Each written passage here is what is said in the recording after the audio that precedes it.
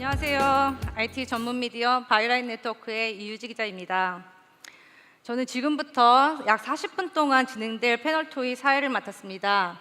패널 토의 주제는요, 클라우드 환경에서의 보안 구축 방안입니다. 그럼 먼저 저와 함께 이야기를 나눌 전문가분들을 무대로 모시겠습니다.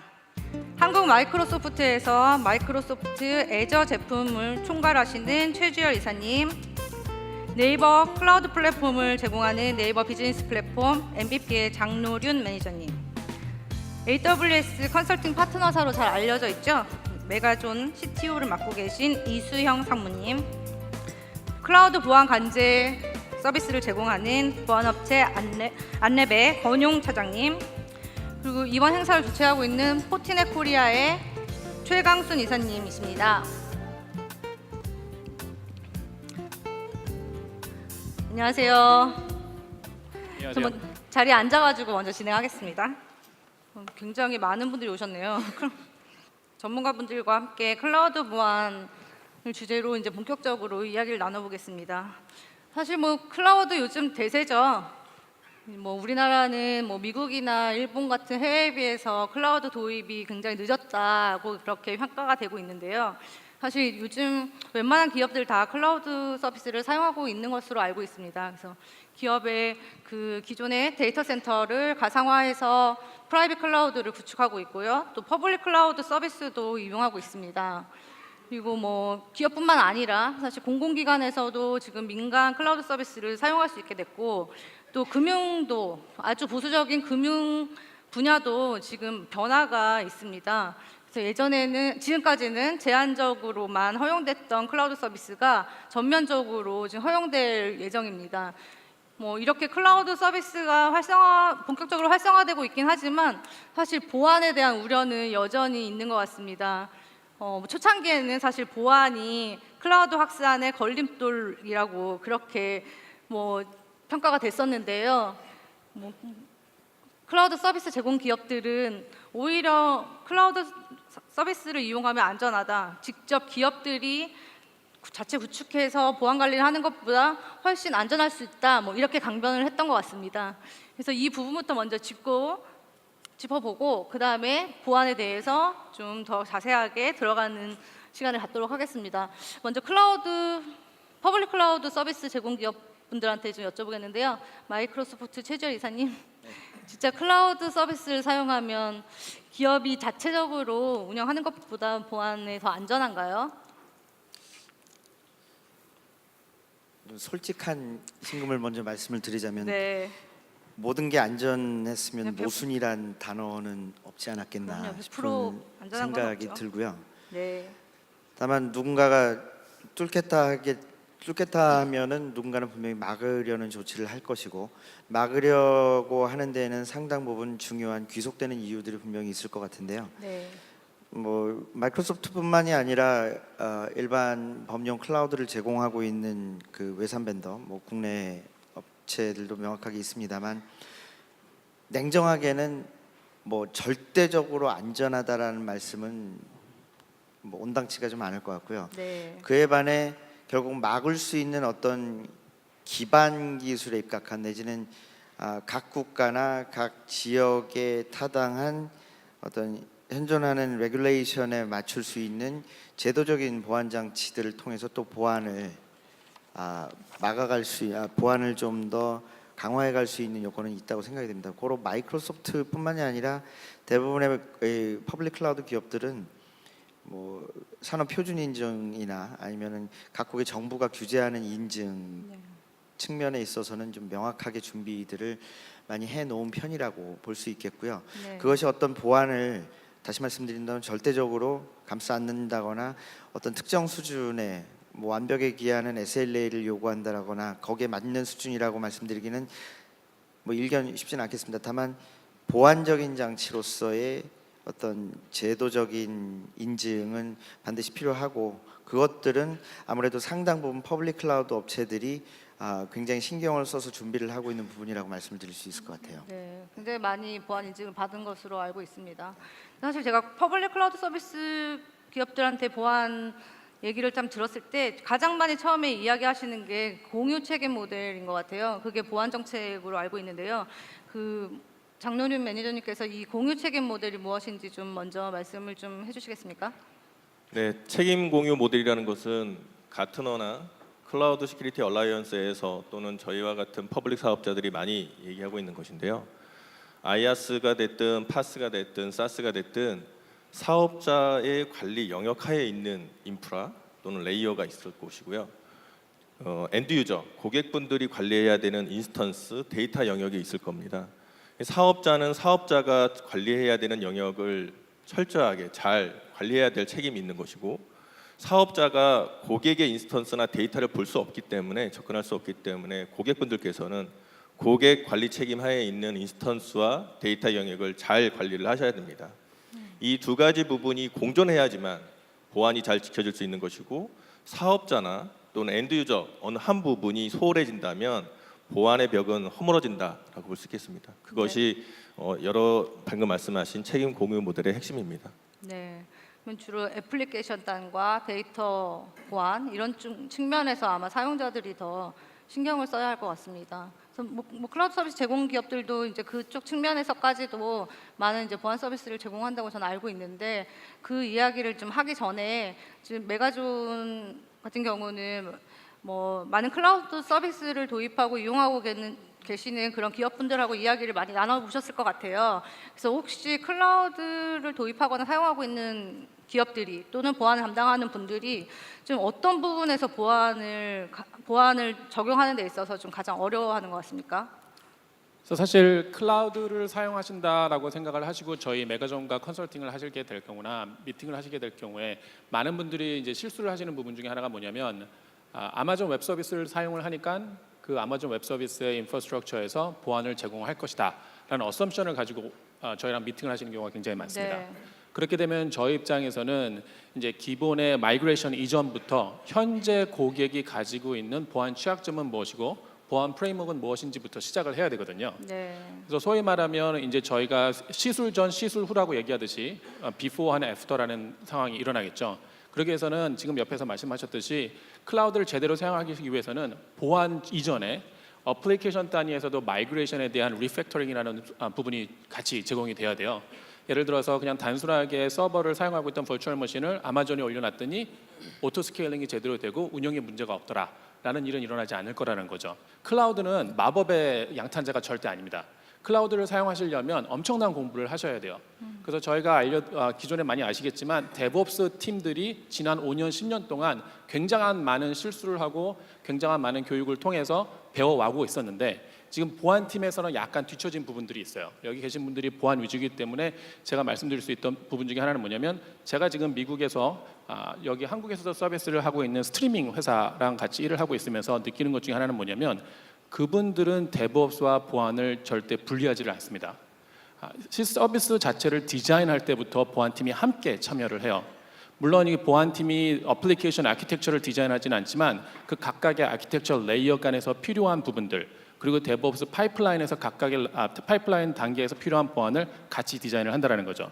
그래서 그런 부분들이 함께 고려되는 게 중요하다고 생각합니다. 네. 혹시 안랩에서도 뭐 덧붙일 만한 그런 이야기 있으신가요? 보안과제 서비스 제공하고 있기 때문에 또 기업들이 많이 보안 어려움이 어떤 부분이 있는지 아실 것 같은데요. 네, 일단은 뭐 옆에서 많은 말씀을 해주셨는데요. 일단은 레거시 환경을 그대로 바로 그 벌처 환경으로 똑같이 한다는 것 자체가 조금 어려움이 있는 부분이고, 네. 저희도 이제 그 보안관제 사업을 하면서 뭐 메가존이나 뭐 베스핀 이런 이제 컨설팅 회사들과 함께 하는데, 아까 말씀하신 것처럼 대부분이 처음부터 보안을 고려를 하고 그 아키텍처링 하면 되는데, 네. 서비스를 다 구성한 다음에 그 다음에 저희 그 보안관제 서비스나 뭐 솔루션에 그 연락을 해서 그 다음에 이제 뭐 솔루션을 구축을 하거나 서비스를 하려고 하면 서비스 가용성에 문제가 있거든요. 그리고 네. 많은 솔루션들이 뭐 클라우드를 지원한다고 하지만 뭐 클라우드 네이티브라든지 뭐 클라우드 제너레이션 뭐 이런 식으로 얘기를 하지만 실제로 기존에 있는 레가시 환경에 있는 모든 기능을 다 제공하지는 않고, 그런 부분들을 잘 활용하시려면, 그리고 그 구축하시는 서비스를 잘 활용하시려면 사전에 그 클라우드 아키텍팅이랑 보안을 같이 함께 디자인을 해야 네. 나중에 중복 투자나 이런 것들을 좀 배제할 수 있을 것 같습니다. 네, 도입 단계, 초기 단계에서 두 분 다 그 부분을 강조해 주시는 것 같아요. 근데 저도 어떤 전문가분들이 그런 얘기 하시는 거 들었어요. 클라우드 보안 우려는 어떻게 보면 그냥 공포심이다. 기업에서 보안에 대해서 제대로 신경 쓰지 않고 제대로 조치하지 않으면서 해보지도 않고 무조건 보안에 대해 우려만 하고 있더라. 그렇기 때문에 더 문제가 된다. 이런 얘기를 들은 적이 있는데요. 그렇지만 사실 클라우드가 어쨌든 기존에 써보지 않았던 새로운 환경이기 때문에 사실은 어려움이 있는 거는 사실일 것 같아요. 근데 뭐 일단 좀 전에 권영 차장님께서 말씀하셨다시피 일단 저도 얘기를 좀 들었던 게 기업에서 기존의 온프레미스 환경에서 운영하던 보안을 클라우드에 그대로 적용하려고 한다는 얘기를 들었거든요. 근데 그거 자체도 좀 문제인가요? 뭐 전문가분들 중에 자유롭게 말씀을 좀 해보시죠. 제가 그 부분에 대해서 예. 말씀을 드리면 아까 제가 잠깐 예로 들었던 스트리밍 회사 얘기를 드렸잖아요.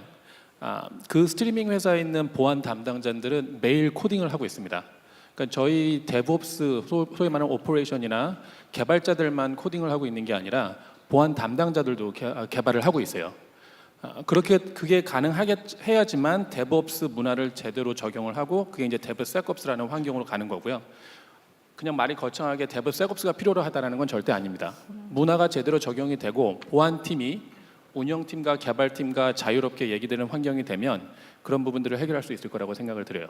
그게 네. 가장 중요한 부분이라고 생각을 하고 있고요. 네. 예. 사전에 아까 말씀 주셨을 때도 그 지금 데브옵스 환경, 개발과 운영이 동시에 이루어지는 빠르게 돌아가는 환경에서 보안팀이 어떻게 보면 좀 속도가 좀 뒤처져 있다 이런 말씀도 하셨는데요. 그러면 이 보안팀이 이 데브옵스 환경에서 같이 움직이려면 예를 들어 뭐 데브섹옵스, 뭐 데브시크옵스 요즘 이런 표현을 하더라고요. 그게 구현되려면 어떻게 해야 됩니까?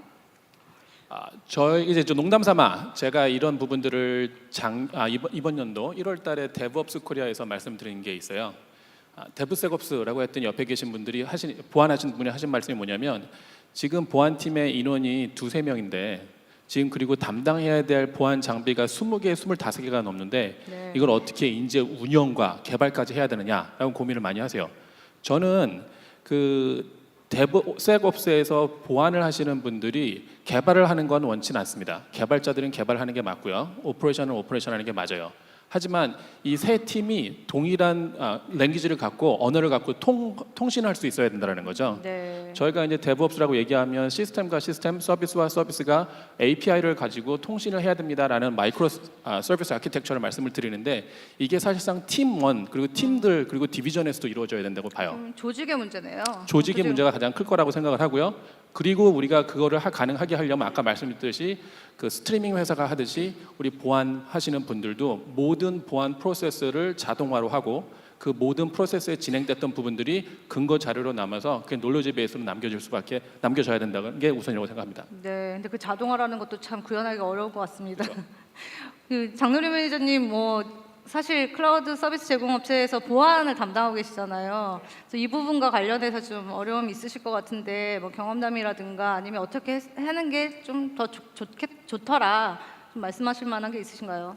네, 그 엔드 유저분들께서 퍼블릭 클라우드를 도입하실 때 염려하시는 게 크게 두 부분인 것 같습니다. 하나는 처음에 말씀드렸듯이 이제 책임 공유 모델, 그러니까 사업자가 관리해야 되는 영역을 엔드 유저들이 투명하게 들여다보실 수가 없으세요. 예를 들면 IaaS를 도입하셨는데 네트워크 레벨이나 서버 레벨이나 스토리지 레벨을 엔드 유저가 온프라미스에서 직접 장비를 운영하듯이 들여다보실 수가 없기 때문에 사업자가 정말 잘 하고 있는지 믿고 써도 되는지를 염려하는 부분이 하나 있고요.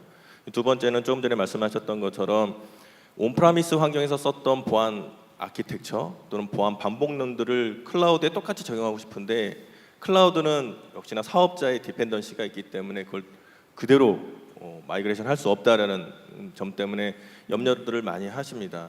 하지만 이제 사업자 입장에서는 온프라미스에서 썼던 아키텍처들을 그대로 갖고 오는 건 당연히 한계가 있지만 그걸 대체할 수 있는 대체제들을 많이 준비하고 있기 때문에 엔드 유저분들께서 이제 서비스를 받으실 때는 방금 말씀하셨던 것처럼 이제 마이그레이션 아키텍처를 컨설팅을 받으실 때 대체제가 무엇인지, 클라우드 서비스 사업자가 제공해 줄 수 있는 서비스 영역은 무엇인지를 꼼꼼하게 따져보시는 게 중요할 것 같습니다. 예를 들자면 어떤 게 있을까요? 예를 든다면은 이제 기존에 사업자 엔드 유저들께서 뭐 방화벽은 예를 들면 A 회사 제품, 뭐 웹방화벽은 B 회사 제품, 뭐 이런 거 쓰셨다고 하면 클라우드 사업자 서비스로 옮겨오시면 그걸 그대로 쓰실 수가 없으세요. 그러면 어떤 뭐 A 클라우드 사업자는 어떤 방화벽 서비스를 제공하고 있는지, B 클라우드 사업자는 또 어떤 웹 방화벽 서비스를 제공하고 있는지를 비교를 해보시고 자기한테 맞는 기능들을 서비스를 선택하시는 게 중요할 것 같습니다. 네. 마이크로소프트에서도 뭐 이런 뭐 제공하실 것 같은데 보안을 전제로 하게 된다면 굉장히 각 개별 사업자나 내지는 개별 엔드 유저가 가지고 있는 나름의 특화된 환경이 있습니다. 그럼에도 불구하고 나름의 공통적인 환경 요소들도 명확하게 있다고 믿어지는데요. 뭐 네이버에서 말씀을 해주신 것처럼 100% 완벽하게 현재 운영 중인 환경을 그대로 클라우드로 옮긴다라는 거는 뭐 일견 가능할 수도 있는 요건이 분명히 있습니다만, 중복 투자라던가 아니면 중복된 기술을 고민을 해서 그걸 그대로 도입을 하게 된다면은 한 번쯤은 들여다볼 필요가 있는 거죠. 물론 그 제하고 더하고를 하는 과정에 있어서 우리가 고유하게 엔드 유저가 가지고 있었던, 사용자 입장에서 가지고 있었던 기술이 뭐 상쇄되거나 파쇄되는 것이 아니냐, 이런 맥락의 우려도 분명히 있을 수는 있겠습니다만, 기업의 규모가 작으면 작을수록 보안 관리자는 소수이거나 없거나 예. 아니면 특정 벤더의 기술에 의존할 전적으로 수 있죠. 의존을 하거나 이런 맥락으로 흐르게 되는데, 그런 부분에 대해서도 결국은 사서 쓴다고 하더라도 SLA를 보장을 한다라는 거는 또 다른 맥락에서의 고민이 되거든요. 옮긴다를 먼저 고민하시기보다는 옮기면서 받을 수 있는 이점과 아니면은 어떤 기술 내재화 측면에 있어서의 어떤 단점과 여러 가지 부분들을 좀 고민을 해주십사 말씀을 드리고 싶습니다. 물론 마이크로소프트 애저든 뭐 대부분의 클라우드들이 기본적으로 마이그레이션 환경은 어세스먼트 도구들을 통해서 제공을 분명히 할 겁니다. 그런데 우리가 또 국내에서만 사업을 하고 계시지도 않을 수도 있잖아요. 뭐 해외를 목표로 하시거나 아니면 아예 미리 해외에서 거점을 두시고서 사업을 하시는 경우라면은 더더군다나 각 국가와 대륙에서 요구를 하는 보안 인증 체계는 또 다른 부분이 있습니다. 이거는 물리적으로 뛰어넘기가 쉽지가 않을 수도 있거든요. 일예로 국내에서 이제 그 장애인들을 위한 어떤 특정 장비를 만들어내는 기업이 있었고, 상당 부분 개발에 많은 인적 자원을 투자를 많이 했습니다. 그런데 알고 보니 국내 환경에서 개발된 기술은 미국 내 환경에서는 인증을 받지 못하라는 거죠.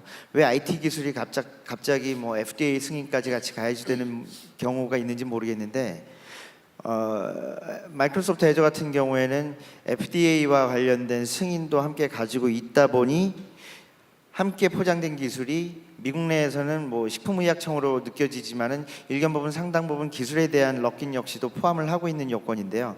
이런 식으로도 풀어갈 수 있는 과정을 생각을 해보면은 앞서 말씀드린 대로 누군가에 의존한다라는 것보다는 이미 가지고 있고 선결되어 있는 인증 체계 시스템 내에서 책임을 나눠지거나 아니면 책임을 전적으로 일견 부분 클라우드 사업자가 질 수 있는 구조로도 한번 보완의 방식을 풀어보실 수 있는 것도 나쁘지 않지 않겠나 싶은 생각을 해봅니다. 네.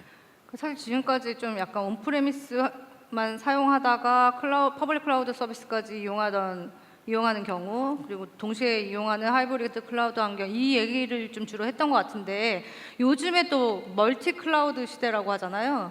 동시에 복수의 퍼블릭 클라우드를 사용하고 있는 환경. 뭐 사실 기존의 뭐 하이브리드 클라우드 환경도 복잡성이 있을 텐데, 더 많은 서비스를 이용하면 더 복잡성이 커지고, 이 복잡성이라는 것은 발음이 잘 안 되네요.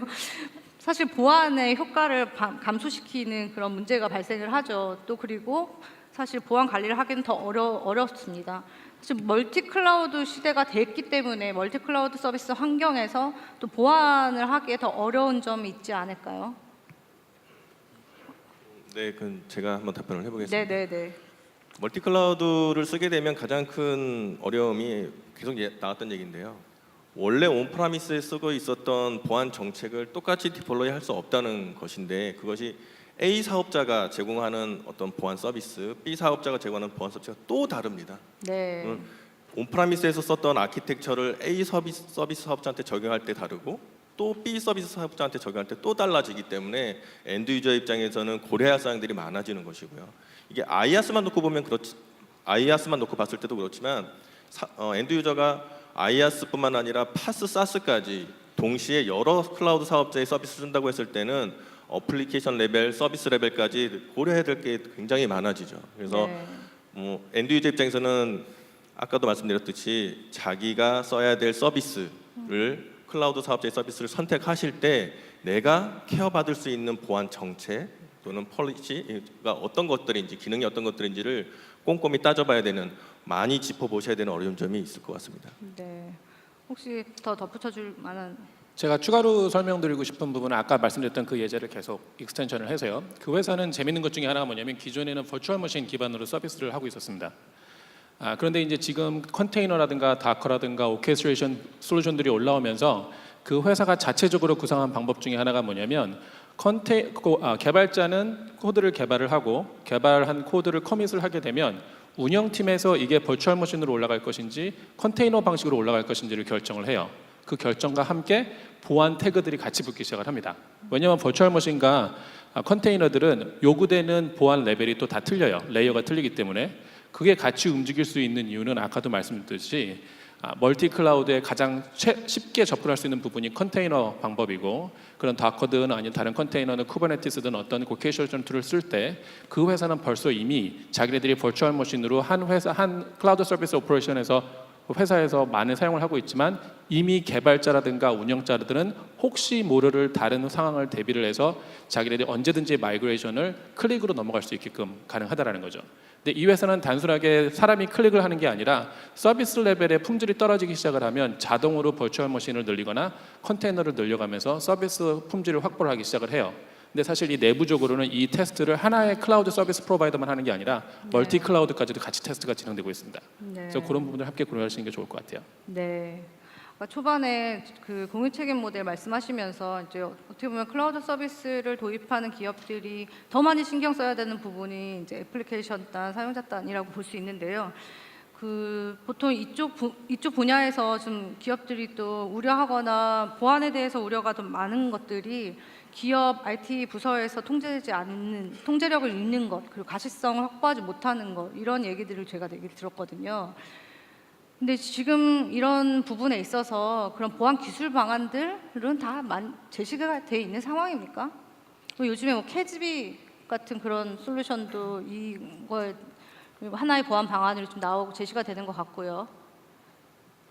제가 좀 말씀을 드릴게요. 네네. 그러니까 지금 말씀하시는 부분에서 클라우드 보안에서 가장 중요한 부분들을 좀 나눠볼 필요가 있는데요. 우리가 그 로컬에서의 보안을 얘기할 때도 엔드포인트 보안, 네트워크 보안, 애플리케이션 보안 이런 것들을 다 상세하게 네. 짚어보잖아요.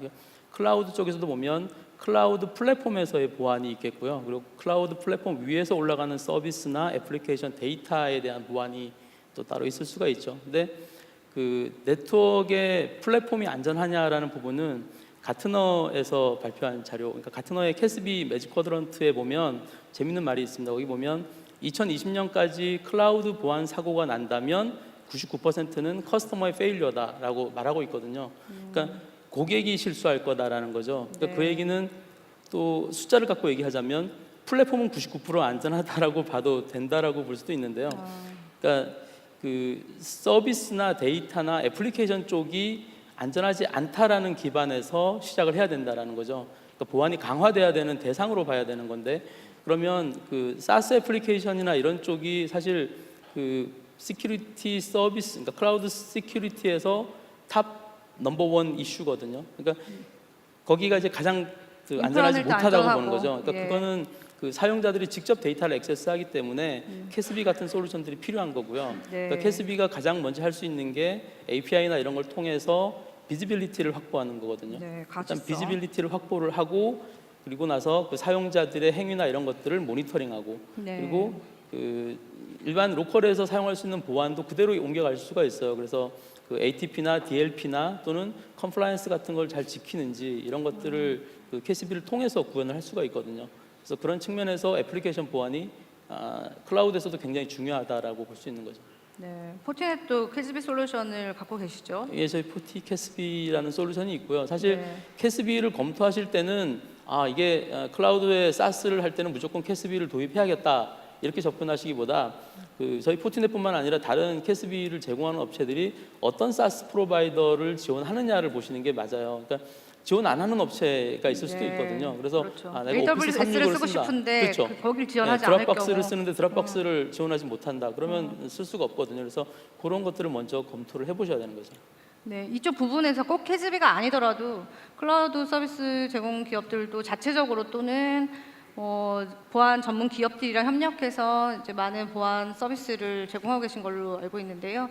혹시 이 좀 전에 말씀하신 애플리케이션 단 요 측면에서 이게 뭐 데이터 유출하고 다 연관돼 있잖아요. 그래서 뭐 제공하고 계시는 뭐 기술 방안 이렇게 뭐 제시하실 수 있는 부분들이 혹시 있으신가요? 이 자리에 함께 계시는 분들은 뭐 기술을 중심으로 업무를 보시는 분들도 계시지만 어떤 아닌 사업적인 분들도 운영 측면에서도 굉장히 중요한 의사결정을 하실 분들이 분명히 계실 거라고 생각이 됩니다. 우스갯소리로 이런 얘기가 있습니다. 사내에서 도는 이야기인데 대학에서 네가 무엇을 전공했던지 간에 적어도 입사한 이후에 5년에서 7년은 엑셀과 떨어지지 않을 것이다 라는 우스갯소리가 이제 있습니다. 그 이야기는 그만큼 개인의 정보가 개인의 PC에 담겨 있다는 얘기인 거고, 엑셀로 치자면은 굉장히 산술적인 정보나 아니면 기업의 비밀도 함께 포함이 될 거라고 생각이 됩니다. 물론 다양한 계층적인 요건으로 데이터들을 보호를 하는 방법들이 있겠고, 마이크로소프트의 여러분들이 어쩌면 많이 사용하고 계시는 오피스 제품군이나 오피스 365 제품군에도 역시 유사한 기능들은 이미 플러그인이 되어 있습니다. 그리고 역시 그에 준하는 SLA를 포함을 하는데요. 물론 개인이 감당해야 될 보안 사고는 명확하게 기업 내에서 존재를 하고, 아니면 뭐 개인 간에도 분명히 존재를 한다고 믿습니다. 그렇기 때문에 말씀드렸던 대로 네이버에서 말씀드린 것처럼 책임 공유제라는 게 분명히 명확한 말씀이라고 말씀을 드릴 수는 있겠는데, 또 하나의 패치의 동조 쪽으로 말씀을 드리자면, 포티넷 말씀에 동조를 해서 말씀을 드리자면, 예를 들어 물리적인 서버가 다운타임을 갖게 되는 제일 큰 원인은요, 물리적인 서버가 갖게 되는 제일 큰 원인은 팬입니다. 그 다음은 하드디스크고요. 그 다음은 전원 공급 장치입니다. 이 세 가지 요건을 뺀 나머지 제일 큰 이유는 사람의 실수입니다. 네. 퍼블릭 클라우드가 마이크로소프트 애저 같은 경우에는 스토리지 영역은 99.99, VM은 99.56을 SLA로 명기를 하고 그에 상응하는 어떤 비용적인 상계도 고려를 하죠. 이건 법에 명기가 된 거니까요. 하지만 뚫린 이후에 무슨 일이 벌어졌다, 내가 로컬을 사용하는 엑셀에서 파워포인트에서 무슨 일이 벌어졌다, 클라우드 업체가 책임을 져주지는 않겠죠. 다만 이것을 미리미리 미연에 방지하시라고 RCA라는 과정을 일단 마이크로소프트는 가지고 있습니다. RCA요? RCA, 루트 코즈 RCA 요? 어널리시스라는 체계인데요. 빠르게는 즉시, 그리고 이게 대형의 어떤 네트워크 공격이라던가 아니면 특정 경로를 장악해버린 공격일 경우에는 뭐 좀 더 풀리는 시간이 걸릴 수는 있겠습니다만, 그 역시도 SLA에 준하는 수준으로 봅니다만, 대부분 미연에 내지는 사건 중간에 RCA 리포트가 쭉 일목요연하게 나갑니다. 근데 문제는 그것을 그때그때 패치를 하지 않는다라는 거죠. 뭐 저도 사람인 입장에서 제가 어떤 기업에서 존재하는 의미도 분명히 있겠습니다만, 저도 제가 중요한 업무를 하고 있는데 갑작스럽게 PC가 다시 시작을 해야 된다고 하면 굉장히 난처하거나 굉장히 화가 나는 경우도 분명히 있어요. 하지만 그게 필요에 의해서 되고 있다라는 사실인 거고, 그 필요는 어떤 특정 OS 벤더나 특정 애플리케이션 벤더가 제공하는 그 적시의 시기이기 때문에 한 번쯤은 감수를 한다기보다는 기꺼이 받아들여 주실 필요가 있습니다. 왜냐하면 굉장한 휴먼 에러를 낮추기 위한 강제적인 조치일 수 있거든요. 그것마저도 무시가 되게 되면은 더 큰 위협에 빠질 수 있다라는 거죠. 네. RCA는 아마 같은 경로에서도 여타의 퍼블릭 클라우드 벤더들은 분명히 제공을 하고 있을 거라고 믿고 있습니다. 그런 맥락에서만큼은 다시 한번 돌아보실 필요는 있다고 생각이 됩니다. 오늘 전문가분들께서는 외부의 공격보다는 좀 뭐 내부자의 뭐 관리자의 실수 뭐 이런 부분들을 더 강조해 주시고 있네요. 사실 저도 뭐 우리나라에서는 아직 클라우드 보안 사고가 그렇게 크게 알려진 거는 들은 적이 없습니다. 하지만 해외에서 뭐 클라우드 보안 사고로 언급됐던 것 중에 기억나는 것은 AWS S3 설정 오류에 의해서 그 데이터가 개인의 데이터가 광범위하게 유출된 경우를 들었었는데요. 그것 또한 오류에 의해서였죠. 사실 아까 잠깐 말씀드렸던 네네. 그 스트리밍 회사 같은 경우는 DevSecOps라는 프로그램을 굉장히 잘 돌린다고 말씀을 드렸잖아요. 그러면 그 회사는 유출이라든가 보안에 문제가 없어야 될 것 같잖아요. 네. 근데 굉장히 큰 문제가 작년에 발생을 했습니다. 자기네들이 갖고 있던 컨텐츠를 해커가 미리 가지고 가고, 그리고 그 해커가 그 사람들한테 일정 금액을 요구한 후에 만약에 제공하지 않으면 자기네들이 바로 공개를 해버리겠다라는 일이 발생을 한 거죠.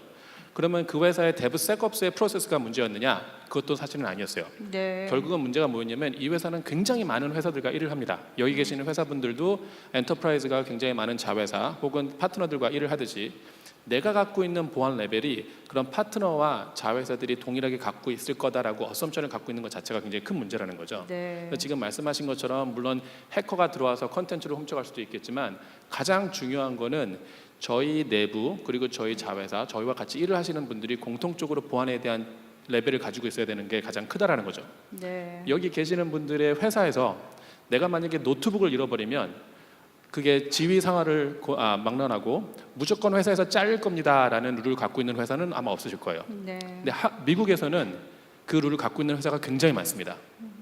단지 내가 갖고 있던 노트북을 어떤 이유에서 잃어버렸다고 하면 그분은 그거에 대해서 무조건 100% 책임을 지어야 되는 거예요.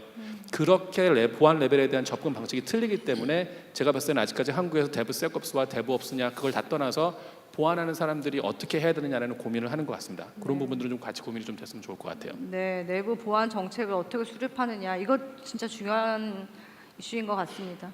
사실 뭐 모든 것을 뭐 실수는 없을 수는 없잖아요. 모든 것들 사람이 하는 거고 그렇기 때문에 사실 실수를 줄이기 위해서 좀 뭐 기술로서 그걸 보완을 하고 있는 상황인 것 같습니다. 그래서 자동화에 대한 얘기도 나오고 있는 것 같고요. 근데 혹시 모를 실수나 부주의 때문에 나타날 수 있는 보안 사고를 어느 정도는 보안 관제를 통해서도 좀 보완을 할 수 있지 않을까 싶은데요. 지금 안랩에서 클라우드 보안 관제 서비스를 제공하고 있죠. AWS하고 마이크로소프트 애저인가요? 그리고 MVP에서도 자체적으로 보안 관제 서비스를 제공하고 있는 걸로 알고 있습니다. 보안 관제 서비스가 꼭 필요합니까?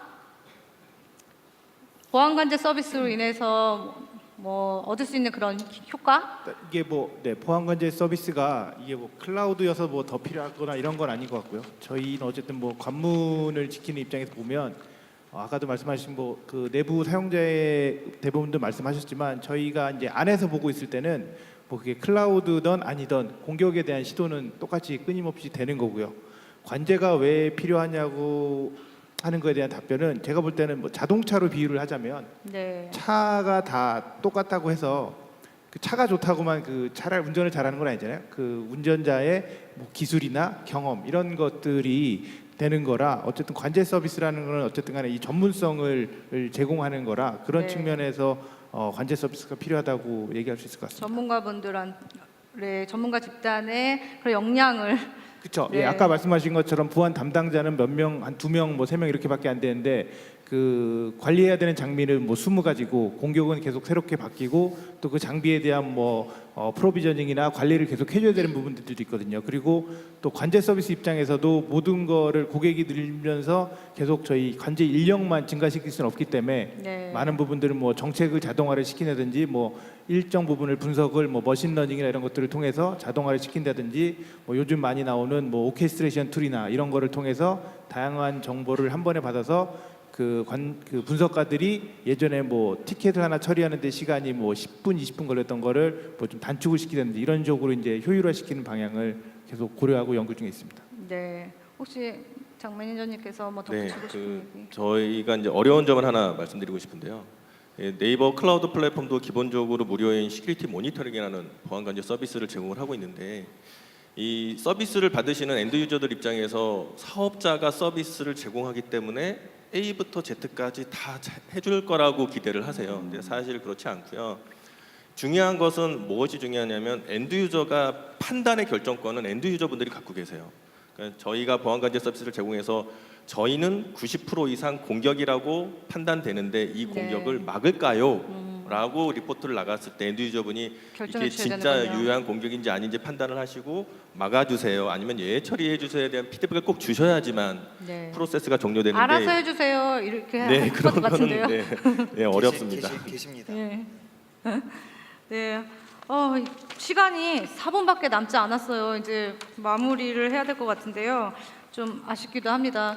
그래서 좀 마지막으로 클라우드 보안을 우려하시는 분들한테 아니면 클라우드 서비스를 운영하고 있는데 보안을 어떻게 해야 될지 모르게 되는 분들 도움을 준다는 의미에서 이것만은 좀 필수적으로 하셔야 합니다 하는 것들을 강조해 주시고 싶은 말씀을 모든 전문가 패널 분들이 돌아가면서 한마디씩 하고 마무리하는 것으로 하겠습니다. 최주호 이사님부터 하실까요? 네. 제가 퍼블릭 클라우드 업체이기 때문에 그런 건지 모르겠는데 믿고 맡겨라 라는 말씀을 좀 드리고 싶습니다. 어쩌면 우리나라 정서에는 상당 부분 좀 괴리감이 있을 수 있는 말씀일 수도 있는데 뭐 보통 이렇게 외산 벤더들이 얘기를 하자면은 뭐 글로벌의 무슨 기업, 포춘 500대 기업에서는 다 이렇게 쓰고 있습니다. 그렇기 때문에 이제 같은 맥락에서 믿고 쓰셔도 됩니다. 이런 말씀으로 믿겨 맡고라가 아니라 결국은 어느 순간에는 기술 내재화를 여러분들의 기업 환경에 여러분들의 업무 환경에 기술 내재화를 언젠가는 하셔야지 되거든요. 일단은 급한 특히 보안에 우선되는 문제는 믿고 맡기시고 그 사이에 또 필요한 기술을 내재화 시키신 이후에 또 다른 계열의 내지는 또 다른 계층에 있어서의 고민을 기술적인 고민이나 사업적인 고민을 좀 한번 해보시는 게 어떨까 싶은 생각이 듭니다. 계속 어쩌면은 지금 여기 앉아 있는 우리 패널들 자체가 어쩌면 휴먼 에러다 함께 나눠 주셔야 되는데 이런 말씀을 드리면서 일견 스탠스백 하는 요건도 없잖아 있어 보일 수는 있겠습니다만 거기에는 상당 부분 모든 일이 사람이 진행하고 사람이 책임지는 일이기 때문에 어쩌면은 비슷한 수준의 이런 그 동의라든가 아니면 컨센서스를 한 번쯤 가져볼 필요가 있습니다. 무조건 외제라고 나쁜 건 아니고요. 무조건 어떤 그 특정 거대 기업의 기술에 종속된다라는 어떤 기본적인 퍼셉션도 그렇게 썩 좋은 방향만은 아닌 것 같습니다. 못다한 이야기가 너무 많으신 것 같아요. 예, 그렇죠. 예. 뭐 요 정도로 일단은 그 급히 좀 마감을 하도록 하겠습니다. 네. 네, 저희가 다른 세미나나 컨퍼런스 가면 항상 하는 얘기가 있는데요. 그 전통적인 IT 아웃소싱을 하실 때는 서면 계약서 검토를 거치시죠. 법인 인감 날인 과정도 거치시면서 서비스 레벨 어그리먼트를 검토를 하십니다. 근데 퍼블릭 클라우드 쓰시면서 계약 과정은 대부분 안 거치시죠. 이 부분을 굉장히 그런가요? 엔드 유저분들께서 간과하시는데요. 이용약 간 동의가 퍼블릭 클라우드 서비스 입장에서는 계약과 동일한 동일하죠. 행위입니다. 그렇기 때문에 이용약 간 안에 엔드 유저분들께서 받을 수 있는 서비스 범위, 사업자가 얘기하는 면책 범위들이 모두 나열돼 있기 때문에 한 번쯤은 이용약 간을 꼼꼼하게 읽어보시기를 권고드립니다. 네.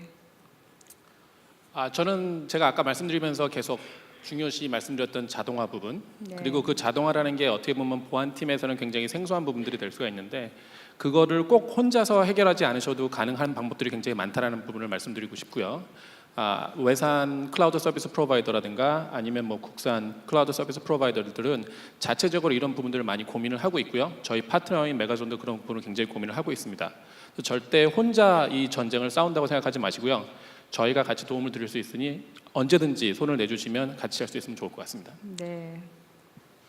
안랩 권영 차장님. 네, 저희가 드리고 싶은 말씀은 많이 써보셨으면 좋겠다는 것 네. 같아요. 왜냐하면 이게 대부분이 많이 뭐 도입이나 이런 거 할 때 저희도 뭐 미팅도 많이 가고 얘기를 해보지만 뭐 아니면 뭐 다른 뭐 벤더랑 함께 이제 같이 솔루션을 개발하거나 미팅을 해보면 6개월 전에 미팅을 하고 다시 만났는데 변한 게 별로 없는 부분들도 있어요. 그러니까 클라우드에 대한 이해도가 그런 부분들 때문에 많이 써보셔야 되고 왜 그러냐면 솔루션 같은 경우도 뭐 인라인 타입이 있고 에이전트 타입이 있고 이게 따라 다 틀리거든요. 예를 들어서 뭐 IDS 같은 경우도 기존의 그 레가시 환경에서는 뭐 복화 기능이 있었지만 안 되는 것들도 있고 대신 그 뭐 AWS나 이런 데서 뭐 오프로딩 기능을 통해서 대체할 수 있는 거 이런 거는 대부분 다 써보셔야 되거든요. 네. 그래서 많이 써보시라고 저는 말씀드리고 싶어요. 네, 해봐야 아는 거니까요. 마지막으로 최강승 이사님. 시간이 오버됐네요. 네, 일단 클라우드 도입을 일단 고려하셨다면 보통 그 업무 워크로드를 전부 마이그레이션을 하실 거잖아요, 퍼블릭으로. 그렇게 되면 사실 가장 중요한 것이 어택 서피스라고 부르는 저희가 이제 공격면이 증가한다라는 거거든요. 그렇기 때문에 그런 것을 다 커버해 줄 수 있는 보안업체, 클라우드 보안업체하고 좀 컨설팅을 받으시는 게 중요할 거라고 보고요. 사실 저희 포티넷 같은 경우에는 그 지금 마이크로소프트 애저나 구글이나 또는 그 알리바바나 그리고 오라클, IBM 그리고 뭐 네이버까지 저희가 플랫폼들을 다 지원하고 있어요. 그러니까 아마 그 이렇게 뭐 많은 그 클라우드 플랫폼을 지원하는 유일한 벤더이기도 하거든요. 그리고 네. 제품도 포티게이트나 이제 방화벽뿐만 아니라 ATP 솔루션들 같은 것들도 다 저희가 구비가 돼 있기 때문에 그런 것들을 적절하게 이제 좀 고려를 해주시는 것이 중요하다라고 말씀드릴 수 있겠습니다. 저희 오후 세션에도 이어지니까 네. 그때 좀 자세하게 들으시면 좋겠습니다. 마지막으로 포트넷의 강점을 어필하고 마무리하셨습니다. 예, 오후에 말씀하신 대로 클라우드 보안을 주제로 한 세션도 있다고 하니까요. 관심 있으신 분들은 들으시면 될 것 같습니다. 네, 오늘 유익한 시간이 되셨는지 모르겠습니다. 뭐 패널리스트 분들 너무 수고하셨고요. 경청해 주셔서 감사합니다. 이것으로 마무리하겠습니다.